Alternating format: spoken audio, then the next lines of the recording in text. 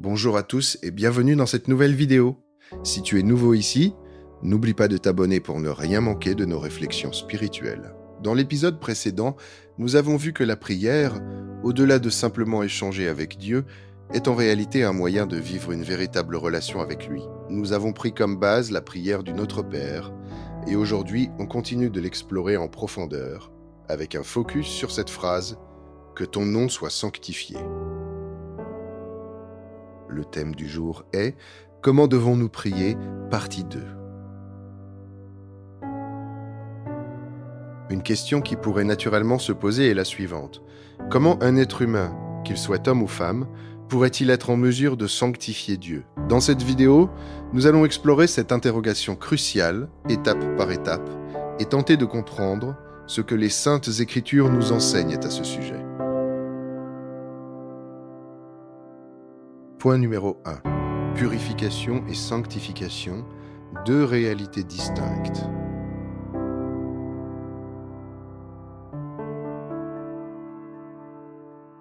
La purification, tout d'abord, est l'action de débarrasser quelque chose de ses impuretés. Prenons un exemple simple, la purification de l'eau par ébullition. En augmentant la température, on élimine les micro-organismes présents. Il s'agit donc d'un processus qui vient retirer ce qui est impur, ce qui contamine. Spirituellement parlant, la purification correspond à l'action de Dieu, qui enlève ce qui souille, ce qui est péché, ce qui altère notre relation avec lui. C'est un acte curatif. On traite ce qui est déjà présent.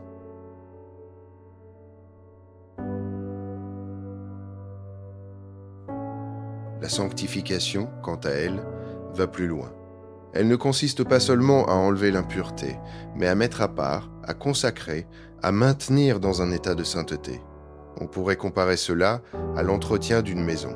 Après avoir fait un grand nettoyage pour éliminer la saleté, on adopte ensuite une routine régulière d'entretien pour éviter que la poussière et les impuretés ne s'accumulent de nouveau. La sanctification est donc une démarche continue. C'est un acte préventif. On veille à conserver ce qui a été purifié.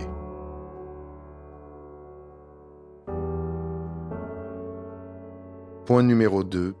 Comment sanctifier le nom de Dieu?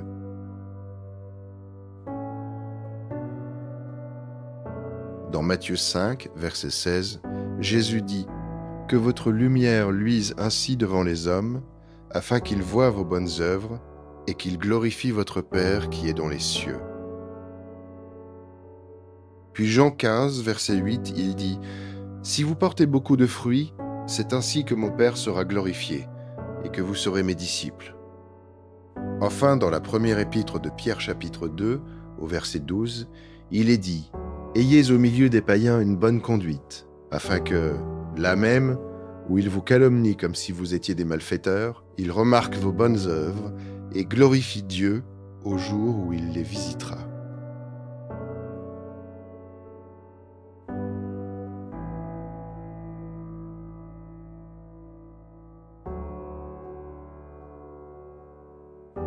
La question qui se pose est la suivante. Comment pourrions-nous sanctifier Dieu?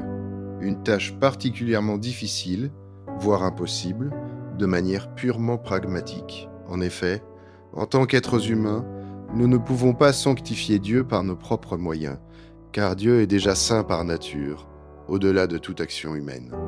Cependant, ce que nous pouvons faire, c'est permettre à ceux qui nous entourent de reconnaître l'action de Dieu dans notre vie. Par nos actions, nos choix et notre manière de vivre, nous devenons des témoins de la sainteté de Dieu. Ce n'est pas que nous sanctifions Dieu en soi, mais plutôt que nous reflétons sa sainteté à travers nous. Par exemple, il ne vous est jamais arrivé d'aider quelqu'un et que cette personne, en retour, loue Dieu pour l'aide que vous lui avez apportée. Ce geste, aussi simple soit-il, peut être vu par les autres comme une manifestation de l'amour et de la grâce de Dieu, ce qui fait honneur à son nom. Point numéro 3. Une recherche, un désir.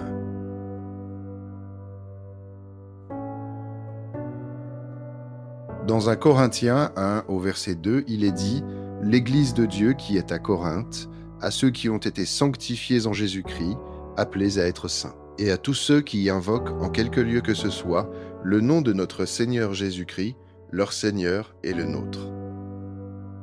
1 Thessaloniciens 4, verset 7, il est écrit que Dieu ne nous a pas appelés à l'impureté, mais à la sanctification. Enfin, dans la première épître de Pierre chapitre 1, verset 15, il est dit « Mais puisque celui qui vous a appelé est saint, vous aussi soyez saints dans toute votre conduite. »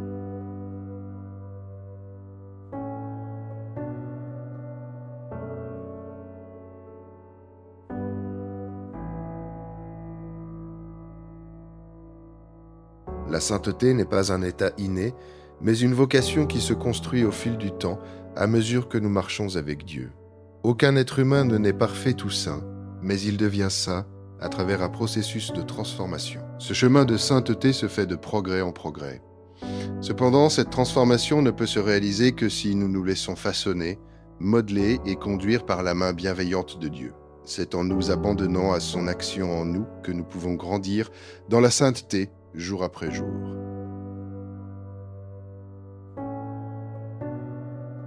Point numéro 4.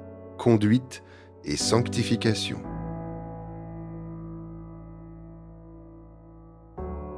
Dans l'évangile de Matthieu, chapitre 5, verset 29, il est dit que « Si ton œil droit est pour toi une occasion de chute, arrache-le et jette-le loin de toi, car il est avantageux pour toi qu'un seul de tes membres périsse, et que ton corps entier ne soit pas jeté dans la géhenne. » Genèse 3, verset 6, dit que « La femme vit que l'arbre était bon à manger et agréable à la vue, et qu'il était précieux pour ouvrir l'intelligence. Elle prit de son fruit et en mangea. Elle en donna aussi à son mari, qui était auprès d'elle, et il en mangea. »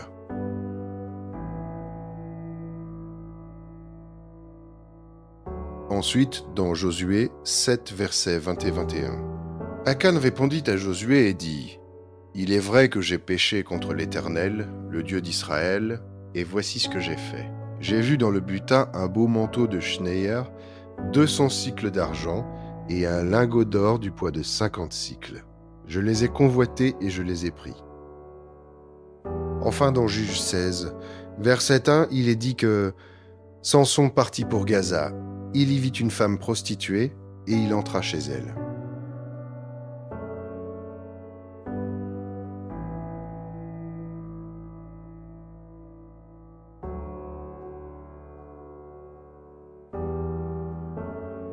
Les trois organes, que sont l'œil, la main et le pied, symbolisent respectivement ce que nous regardons, ce qui est à notre portée ou en notre possession, et les endroits où nous nous rendons. Il est facile de comprendre que, si nous n'en faisons pas bon usage, ces organes peuvent nous conduire à notre perte, par manque de vigilance. Ce que nous regardons influence nos pensées et nos désirs. Ce que nous possédons peut devenir un piège si nous en abusons, et où nous allons déterminer en grande partie la direction de notre vie spirituelle. De nombreux passages bibliques nous donnent des exemples clairs pour nous mettre en garde et nous enseigner à utiliser ces dons avec sagesse.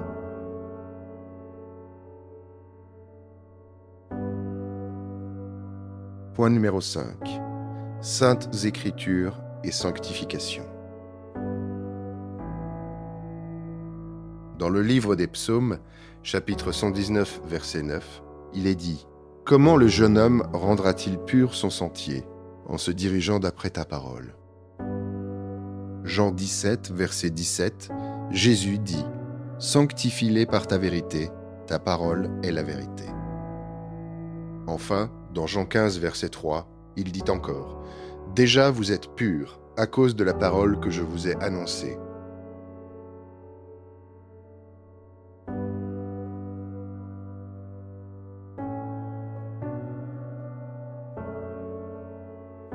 La piété regroupe toutes les actions et attitudes qui nous permettent de rencontrer Dieu.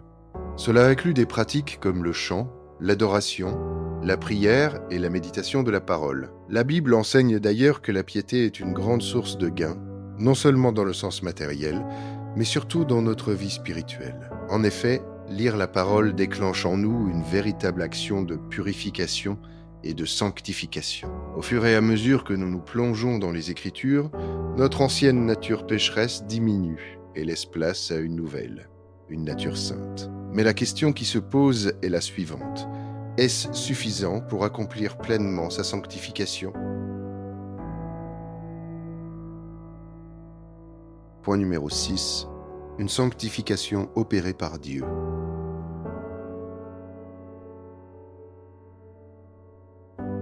Dans le livre d'Ésaïe, chapitre 6, versets 1 à 8, l'année de la mort du roi Osias, je vis le Seigneur assis sur un trône très élevé, et les pans de sa robe remplissaient le temple. Alors je dis, malheur à moi, je suis perdu, car je suis un homme dont les lèvres sont impures.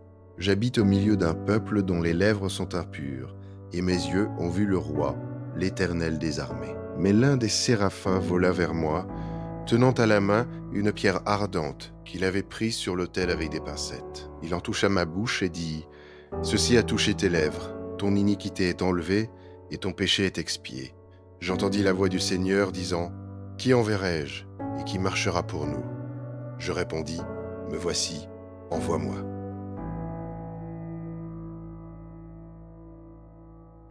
Dans 1 Thessaloniciens 5, verset 23, « Que le Dieu de paix vous sanctifie lui-même tout entier, et que tout votre être, l'esprit, l'âme et le corps, soient conservés irrépréhensibles, lors de l'avènement de notre Seigneur Jésus-Christ. » Hébreux 12, verset 10 dit que « Nos pères nous châtiaient pour peu de jours, comme ils le trouvaient bon, mais Dieu nous châtie pour notre bien, afin que nous participions à sa sainteté. » Enfin, dans 2 Corinthiens 3, verset 18, « Nous tous qui, le visage découvert, contemplant comme dans un miroir la gloire du Seigneur, nous sommes transformés en la même image, de gloire en gloire, comme par le Seigneur, l'Esprit. »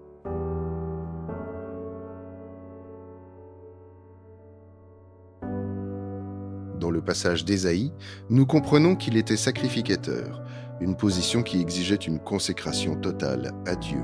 Un sacrificateur devait se séparer des distractions du monde, ne pas travailler dans le sens habituel et être entièrement dédié au service divin. Dans notre époque moderne, on pourrait le comparer aux prêtres ou sœurs religieuses d'aujourd'hui.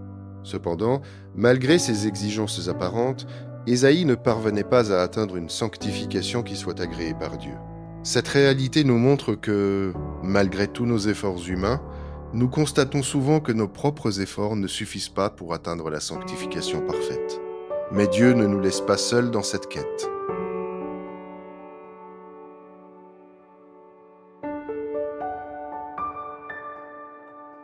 Il vient à notre secours en nous offrant ce qui semble humainement impossible, le progrès spirituel. Par l'action de ses anges ou de son esprit, il prend le relais là où nous atteignons nos limites. Il nous aide à avancer lorsque nos forces humaines faiblissent. Alors, ne perdons pas courage. La sanctification que nous vivons aujourd'hui est sans doute plus élevée qu'hier, mais certainement moins parfaite que ce qu'elle sera demain. À l'image d'un sportif en entraînement, nous devons poursuivre cet exercice spirituel quotidiennement pour progresser. Et tout comme un entraîneur guidant un athlète, notre coach céleste conduit chacun avec sagesse, nous permettant d'évoluer étape par étape dans notre sanctification.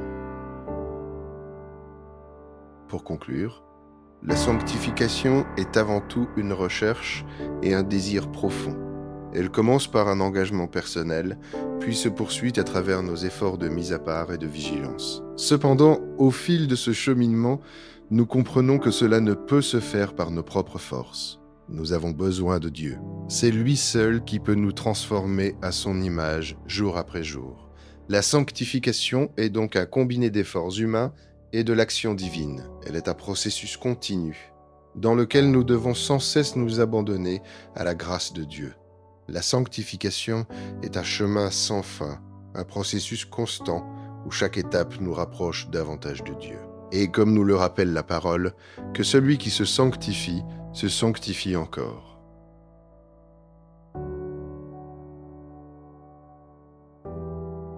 Avez-vous pris plaisir à méditer les Saintes Écritures avec nous? Si oui, n'oubliez pas de mettre un pouce à la vidéo, de la partager et de vous abonner à la chaîne.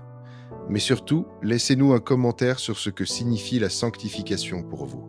À très vite pour l'épisode numéro 3.